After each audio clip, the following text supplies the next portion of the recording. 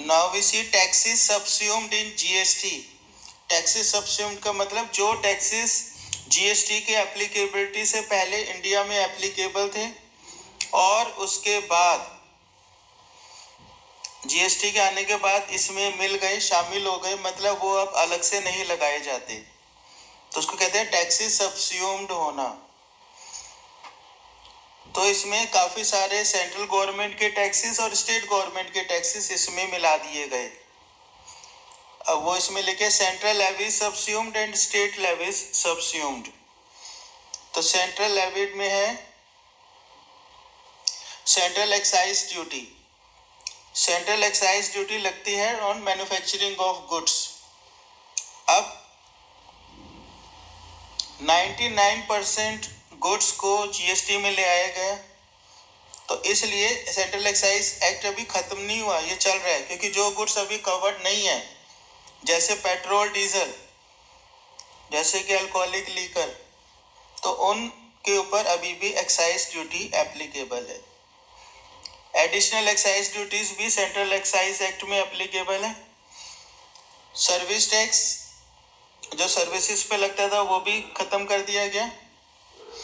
Excise duty under medicinal and toilet preparation act, CVT and special CVT. CVT का मतलब होता है countervailing duty और special countervailing duty. These two duties are applicable on imports of goods in India under customs act 1962।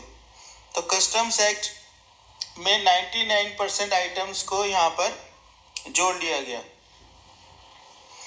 इसलिए ये भी खत्म हो गई।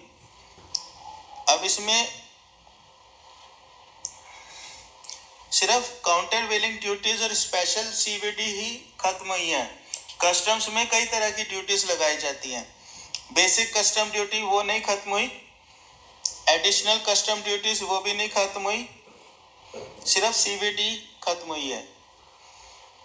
तो जब आप गुड्स को इंपोर्ट करेंगे तो उसके ऊपर आपको बेसिक कस्टम ड्यूटी भी देनी होगी, एडिशनल कस्टम ड्यूटी भी देनी होगी, और कोई ड्यूटी और है जो इसमें नहीं शामिल हुई वो भी देनी होगी, और साथ में जीएसटी भी देना होगा। जो हम इंपोर्ट ऑफ गुड्स को करते हैं इंडिया में या इंडिया से बाहर एक्सपोर्ट करते हैं गुड्स को, उनको इंटर स्टेट सप्लाई माना जाता है। और ये कॉन्स्टिट्यूशन में लिखा, हमने पढ़ा था पिछली क्लास में, कि जो हम गुड्स को इंपोर्ट करेंगे या एक्सपोर्ट करेंगे उस ट्रांजैक्शन को inter state supply of goods and services माना जाएगा। तो इसका मतलब उसके ऊपर जीएसटी एप्लीकेबल होगा, आईजीएसटी चार्ज करना होगा। तो ये तो हो गई सेंट्रल लेवीज जो लगाई गई थी पहले, अब खत्म हो गई। उन गुड्स के ऊपर खत्म हुई है जो जीएसटी में कवर्ड है। देन स्टेट लेवी सबस्यूम्ड, कौन सी स्टेट गवर्नमेंट के